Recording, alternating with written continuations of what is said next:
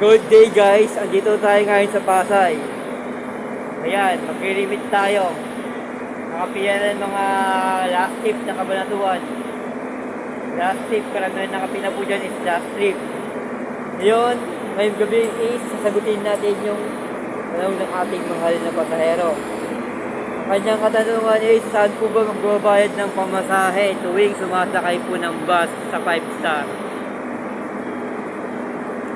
Saan po ba dapat magkuhan? Sa cashier ba dun sa may gilid ng bawat terminal or sa konduktor? Ang sagot po dyan is pwede po kung dalawa. Kung saan nyo po gusto magbayad, pwede po sa cashier, pwede rin po sa konduktor. Pero mas required po sa konduktor.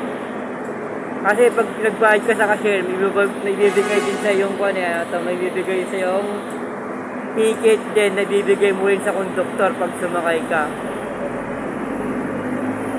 Ang mga nagpupunta lang po ng ticketing na cashier sa may ticketing is yung mga nagpapabook ng biyahe. Kunwari, gusto mong magbiyahe ka sa susunod na araw, gusto mong may upuan, yun, doon na sila nagbabayad. Nagpapabook na sila yun, yung pumupunta doon sa may cashier. Pero kung gusto niyo po doon magbayad, pwede rin po. Pero ang mas required talaga is sa konduktor ka magbayad. Sana nakatulong ang video na to, may comment sa baba ang inyong tanungan para masagot po natin sa susunod nating video. Stay good vibe and thank you. Thank you!